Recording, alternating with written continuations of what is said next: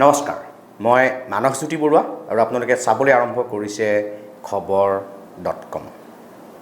নিৰ্বাচন শেষ হ'ল। ভাৰতীয় জনতা পাৰ্টি নেতৃত্বাধীন NDA পুনৰবাৰ দিল্লীত শাসনৰ বাঘজৰী নিজৰ হাতত ল'লে। জয়ী হোৱাসকল জয়ী হ'ল।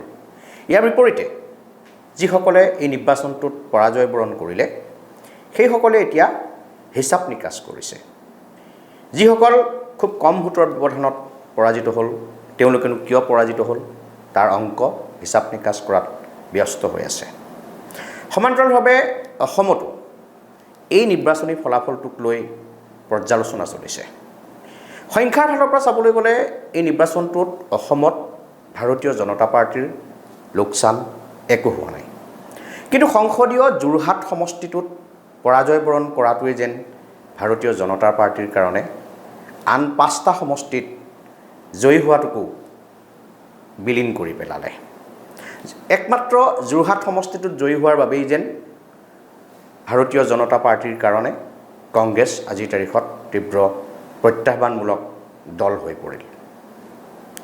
কিয় ভাৰতীয় জনতা পাৰ্টিয়ে যোৰহাটত জয়লাভ কৰিব নোৱাৰিলে তাৰ ইতিমধ্যে পৰ্যালোচনা আৰম্ভ হৈছে বিজেপিৰ ভিতৰ চৰাত।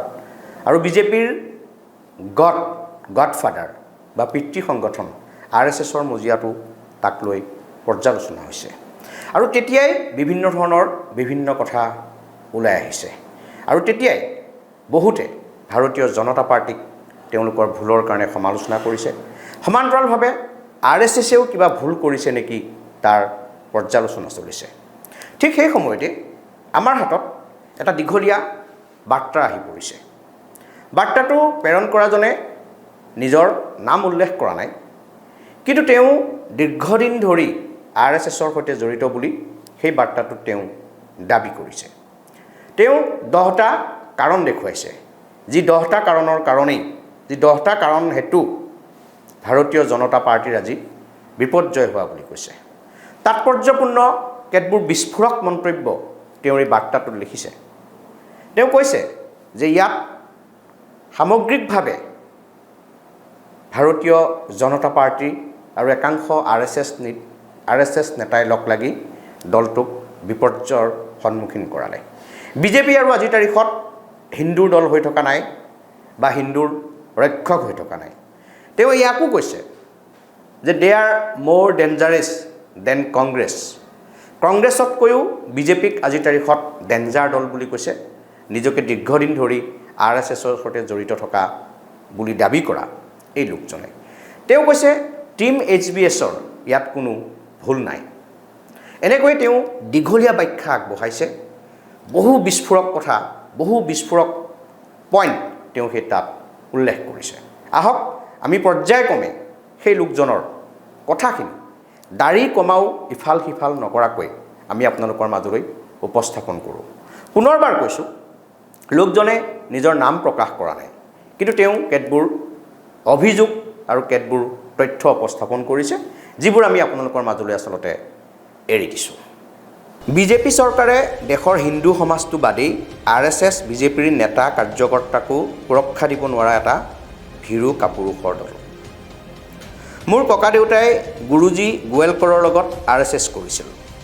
দেউতাই দীনদয়াল উপাধ্যায়ৰ লগত।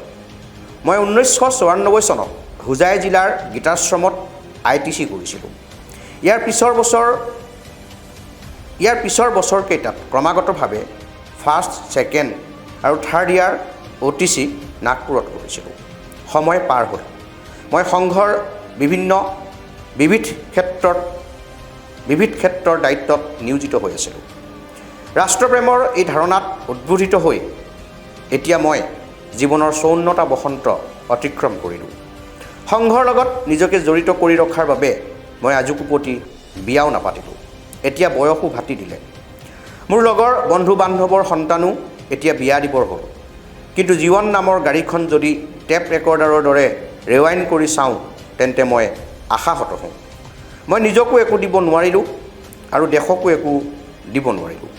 সেয়ে নতুন প্ৰজন্মৰ যাতে মোৰ দৰে অৱস্থা নহয়, সেয়ে এতিয়াই সাৱধান হ'বলৈ তলত কথাবোৰ ব্যক্ত কৰিলোঁ। মই এতিয়াৰ পৰা RSS বিজেপি একোৱেই নকৰোঁ, কাৰণ বিজেপি এটা ভীৰু কাপুৰুষৰ দল। এয়া তেওঁৰ আৰম্ভণি।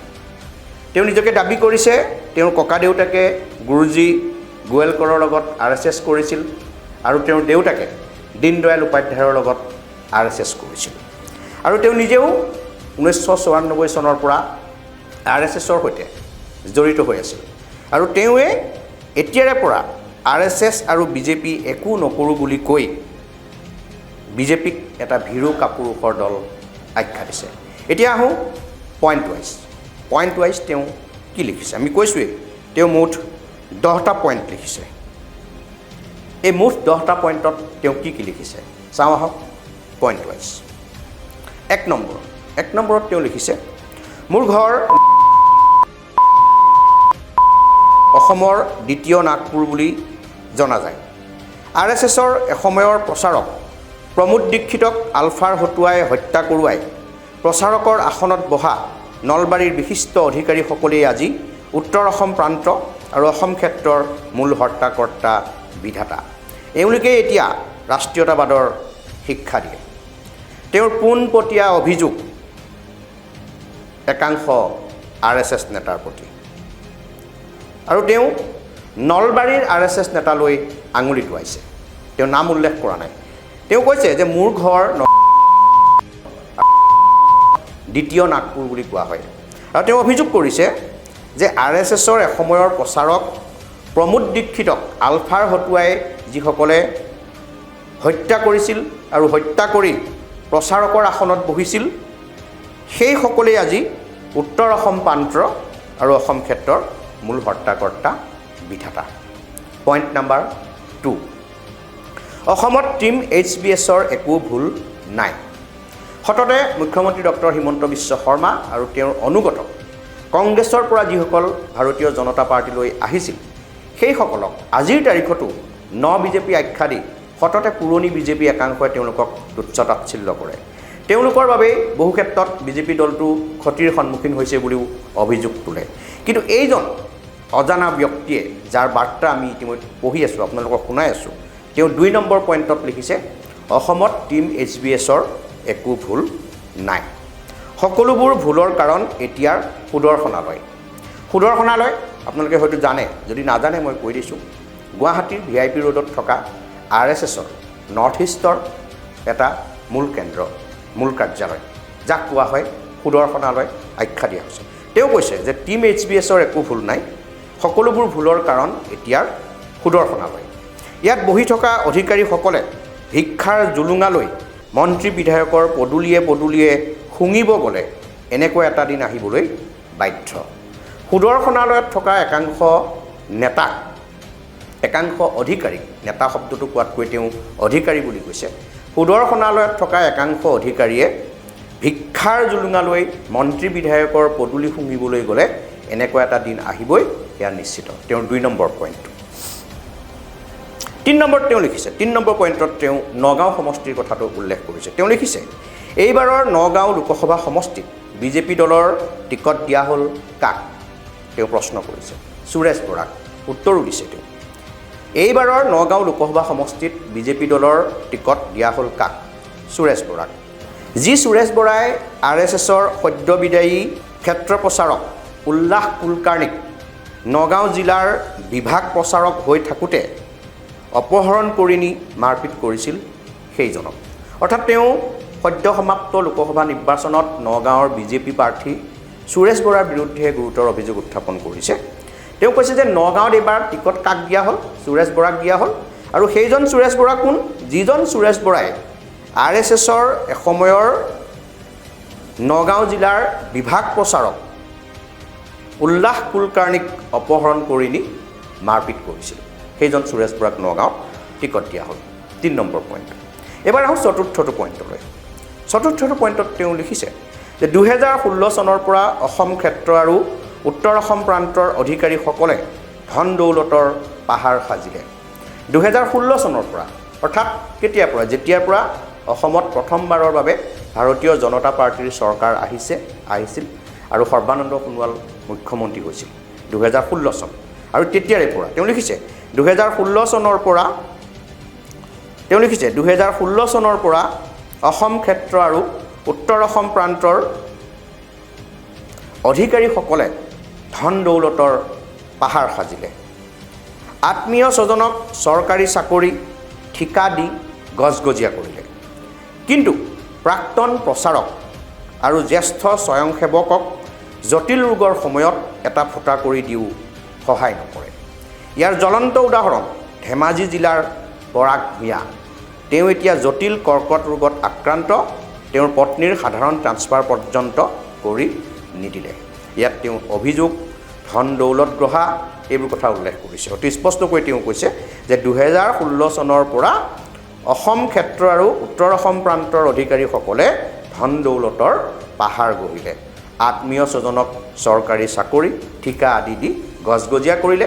কিন্তু ইয়াৰ বিপৰীতে নিষ্ঠাবান যিসকল RSSৰ কৰ্মী আছিল, অধিকাৰী আছিল, তেওঁলোকৰ বিপদৰ সময়ত কিন্তু মাত এষাৰো নিদিলে। পঞ্চমটো পইণ্ট নম্বৰ 5। উজনি অসমত সংঘৰ আদৰ্শত অনুপ্ৰাণিত হৈ বহু প্ৰচাৰক আৰু স্বয়ংসেৱকৰ জন্ম হ'ল। কিন্তু সংঘৰ নলবাৰী লবিটোৱে তেওঁলোকক দূৰতে বিদূৰ কৰিলে। আজিলৈকে এটা গুৰুত্বপূৰ্ণ পদবীত নিয়োজিত নকৰিলে। আকৌ টাৰ্গেট নলবাৰীৰ একাংশ RSS নেতা। তেওঁ কৈছে যে সংঘৰ আদৰ্শত অনুপ্ৰাণিত হৈ উজনি অসমতো বহু প্ৰচাৰক আৰু স্বয়ংসেৱকৰ জন্ম হৈছিল। কিন্তু নলবাৰীৰ লবিটোৱে তেওঁলোকক দূৰতে বিদূৰ কৰিলে। আজিলৈকে তেওঁলোকক এটা গুৰুত্বপূৰ্ণ পদবীত নিয়োজিত নকৰিলে। 6 নম্বৰ কথাটো তেওঁ আটাইতকৈ ডাঙৰ কথা বুলি কৈছে। তেওঁ কৈছে যে আটাইতকৈ ডাঙৰ কথাটো হ'ল সংঘৰ নলবাৰীৰ বিশিষ্ট অধিকাৰীসকলে অসমৰ জাতীয় জীৱনৰ মহাপুৰুষ শ্ৰীমন্ত শংকৰদেৱক গুৰুত্বহীন কৰাত উঠি পৰি লাগিল। এটা সাংঘাতিক গুৰুতৰ অভিযোগ। তেওঁ নিজেও আটাইতকৈ ডাঙৰ কথা বুলি কৈ লিখিছে যে সংঘৰ নলবাৰীৰ বিশিষ্ট অধিকাৰীসকলে অসমৰ জাতীয় জীৱনৰ মহাপুৰুষ শ্ৰীমন্ত শংকৰদেৱক গুৰুত্বহীন কৰাত উঠি পৰি লাগিল। উজনি অসমৰ বিভিন্ন সংঘ কাৰ্যালয়ত মহাপুৰুষ শ্ৰীমন্ত শংকৰদেৱৰ জন্ম জয়ন্তী পালন কৰিবলৈ বিচাৰিলে তাক বাৰণ কৰে আৰু শ্ৰীমন্ত শংকৰদেৱৰ ফটো সংঘ কাৰ্যালয়ত অৰাৰো তীব্ৰ বিৰোধিতা কৰিবলৈ ধৰে। সেয়ে অসম চৰকাৰে শেহতীয়াকৈ অসমৰ সৰ্বোচ্চ অসামৰিক বঁটা শ্ৰীমন্ত শংকৰদেৱ বঁটা এই সংঘৰ অধিকাৰীসকলৰ প্ৰৰোচনাতেই এলিমিনেট কৰাৰো সাহস কৰিলে।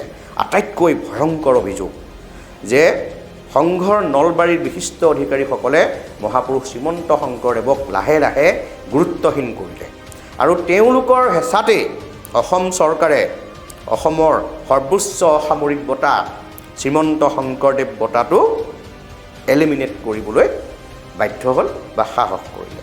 পইণ্ট নম্বৰ 7, 7 নম্বৰৰ পইণ্ট। শেহতীয়াকৈ কেন্দ্ৰীয় চৰকাৰ গঠন হোৱাৰ পিছত আমাৰ মূৰে কাম নকৰিলে। যি বিজেপিৰ ৰাষ্ট্ৰীয় সভাপতি জগত প্ৰসাদ নাড্ডাই RSSক তুচ্ছ তাচ্ছিল্য কৰিলে, তেওঁক নৰেন্দ্ৰ মোদীয়ে কেন্দ্ৰীয় চৰকাৰত স্বাস্থ্যমন্ত্ৰীৰ দায়িত্ব প্ৰদান কৰি সন্মানিত কৰিলে। আমি সকলোৱে জানো নিৰ্বাচনী প্ৰচাৰৰ মাজতেই বিজেপিৰ ৰাষ্ট্ৰীয় অধ্যক্ষ JP নাড্ডাই RSSক লৈ যথেষ্ট কটু মন্তব্য কৰিছিল। তেওঁ আনকি কৈছিল যে বিজেপি আৰু এতিয়া RSSৰ কথা মতে উঠা বহা নকৰে, নিজেই এতিয়া বিজেপি সক্ষম এটা দল। কিন্তু সেইজন JP নাড্ডাকেই নৰেন্দ্ৰ মোদীয়ে তেওঁৰ কেবিনেটত স্বাস্থ্যমন্ত্ৰীৰ দায়িত্ব অৰ্পণ কৰিলে। তেওঁ ক্ষোভ প্ৰকাশ কৰিছে। 8 নম্বৰতে তেওঁ লিখিছে 2019 চনৰ লোকসভা নিৰ্বাচনৰ সময়ৰ পৰাই পশ্চিমবংগ বিজেপিৰ দলীয় কৰ্মীক শাসনাধিষ্ঠ TMCয়ে ব্যাপক ৰূপত হত্যা হিংসা কৰিলে, যি আজিও অব্যাহত আছে। কিন্তু বিজেপি চৰকাৰে তেওঁলোকক কোনো সুৰক্ষা প্ৰদান নকৰি নিজকে ভীৰু কাপুৰুষৰ দল বুলি প্ৰমাণিত কৰিলে। সাধাৰণ ৰাষ্ট্ৰপতিৰ শাসন দিয়াৰো সাহস নকৰিলে। নিজৰ মানুহক TMCৰ গুণ্ডাৰ হাতত মৰিবলৈ এৰি দিলে। পশ্চিমবংগত বিজেপি কৰ্মীৰ ওপৰত TMC কৰ্মীয়ে চলোৱা অত্যাচাৰ গুণ্ডাগাৰ্দিৰ কথা আমি সকলোৱে জানো। কিন্তু এই লোকজনৰ অভিযোগ যে 2019 চনৰ পৰা চলি থকা এইবোৰৰ বিৰুদ্ধে কিন্তু বিজেপিয়ে কেন্দ্ৰীয় চৰকাৰখনে এটা বল্ড ডিচিশ্যন কিন্তু বা এটা ব্যৱস্থা কোনোদিন কিন্তু নল'লে। 9 নম্বৰত তেওঁ লিখিছে অসম RSSে এজনো ব্যক্তি নিৰ্মাণ কৰিব নোৱাৰিলে, যাৰ বাবে কংগ্ৰেছৰ পৰা দুদিন পূৰ্বে অহা ব্যক্তিক বিজেপিয়ে উপসভাপতি মুখপাত্ৰ মিডিয়া পেনেলিষ্ট পাতিলে। কাক উপসভাপতি কাক মিডিয়া পেনেলিষ্ট পাতিছে সেইবোৰলৈ আমি নাযাওঁ। আমি তেওঁৰ অভিযোগটো কৈছোঁ। তেওঁ কৈছে যে অসমৰ RSSে এজনো ব্যক্তি নিৰ্মাণ কৰিব নোৱাৰিলে, যাৰ বাবেই কংগ্ৰেছৰ পৰা দুদিন পূৰ্বে অহা ব্যক্তিক দলে উপসভাপতি মিডিয়া পেনেলিষ্টৰ দায়িত্ব মুখপাত্ৰ আদিৰ দায়িত্ব দিলে। এইবাৰ আহোঁ অন্তিমটো পইণ্ট নম্বৰ 10। অসম বিজেপিয়ে হিন্দু সুৰক্ষাৰ বাবে 2016 চনৰ পৰা 2024 চনলৈ কি কৰিলে? তেওঁৰ প্ৰশ্ন। অসম বিজেপিয়ে হিন্দু সুৰক্ষাৰ বাবে, যি বিজেপি দল হিন্দুৰ দল বুলি কোৱা হয়, হিন্দুৰ ত্ৰাণকৰ্তা বুলি কোৱা হয়, সেই বিজেপিয়ে হিন্দু সুৰক্ষাৰ বাবে অসমত 2016 চনৰ পৰা 2024 চনলৈ কি কৰিলে? A big zero'. এয়া আমি কোৱা কথা নহয়, এইজন লোকে কৈ আছে, এই বাৰ্তাটোত কৈ আছে। A big zero'. প্ৰায় 2 কোটি বাংলাদেশী মিয়াৰ নাম সোমাই থকা এখন শুদ্ধ NRC প্ৰস্তুত কৰিবলৈ সক্ষম নহ'ল। AIUDFৰ বিধায়ক থকা সমষ্টিকেইটাৰ ৰাস্তা ঘাটৰ ব্যাপক উন্নতি হোৱাৰ বিপৰীতে খিলঞ্জীয়া বসতি প্ৰধান সমষ্টিকেইটাৰ অৱস্থা তথৈবচ। বিজেপি দলক ভোট নিদিয়া লাখ লাখ মিয়া হিতাধিকাৰী হ'ল। মিয়াক চৰকাৰী চাকৰি ঠিকা ঠুকলি দিলে।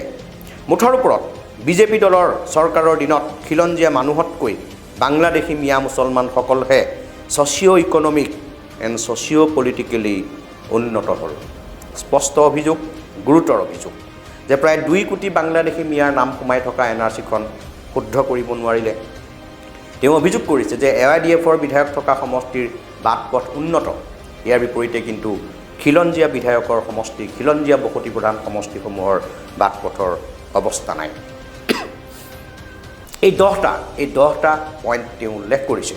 আমি পুনৰবাৰ কৈছোঁ, ইতিমধ্যে আপোনালোকক আমি শুনায়ো দিলোঁ। লোকজনে নিজকে বুলি কৈছে। 1994ৰ পৰা তেওঁ RSSৰ সৈতে জড়িত বুলি দাবী কৰিছে। তেওঁৰ ককা দেউতাকে RSS কৰিছিল, তেওঁৰ পিতৃয়ে দীনদয়াল উপাধ্যায়ৰ লগত RSS কৰিছিল। কিন্তু শেহতীয়াভাৱে RSSৰ কৰ্মকাণ্ডত ক্ষুণ্ণ হৈ, বিজেপিৰ কৰ্মকাণ্ডত ক্ষুণ্ণ হৈ তেওঁ আৰু বিজেপি RSSৰ সৈতে কোনো ধৰণে জড়িত নহয় বুলি তেওঁ সদৰি কৰি এই বাৰ্তাটো তেওঁ প্ৰেৰণ কৰিছে। আৰু শেষত তেওঁ লিখিছে, আৰু বহু কথাই আছিল কিন্তু সময় আৰু ঠাইৰ অভাৱ। মই এই বাৰ্তাটো প্ৰেৰণ কৰিলোঁ যাতে নতুন প্ৰজন্ম এই RSS বিজেপিৰ পাল্লাত পৰি ধ্বংস নহয়। আগতে চাউল কথা, তাৰ পিছতহে হৰিৰ কথা। অনুগ্ৰহ কৰি মোৰ নামটো ৰাজহুৱা নকৰিব। মই যিসকলৰ বিৰুদ্ধে এই অভিযোগ উত্থাপন কৰিছোঁ, আজিৰ তাৰিখত তেওঁলোক বহুত পাৱাৰফুল মানুহ। মোৰ আগে পিছে কোনো নাই। বিপদত পৰিলে চাওতা নাই। দেশখন সিহঁতৰ হাতত নাবাচিব, বুজিছা? দে আৰ মোৰ ডেঞ্জাৰাছ দেন কংগ্ৰেছ। শেষত তেওঁ লিখিছে, দেশখন ইহঁতৰ হাতত নাবাচিব, বুজিছা? দে আৰ মোৰ ডেঞ্জাৰাছ দেন কংগ্ৰেছ। এয়া আছিল এজন RSSৰ প্ৰতি সমৰ্পিত, হিন্দুত্বৰ প্ৰতি সমৰ্পিত এজন ব্যক্তিৰ মনৰ বেদনা, মনৰ ক্ষোভ। তেওঁ বাৰে বাৰে কৈছে তেওঁৰ নামটো প্ৰকাশ কৰিব নালাগে। গতিকে আমিও তেওঁৰ নামটো প্ৰকাশ কৰাৰ পৰা বিৰত থাকিলোঁ। কিন্তু তেওঁ উত্থাপন কৰা প্ৰশ্নসমূহ আমি ৰাইজৰ মাজলৈ এৰি দিছোঁ। ৰাইজে বিচাৰ কৰক, বিশেষকৈ ভাৰতীয় জনতা পাৰ্টি আৰু RSSে বিচাৰ কৰক। ধন্যবাদ।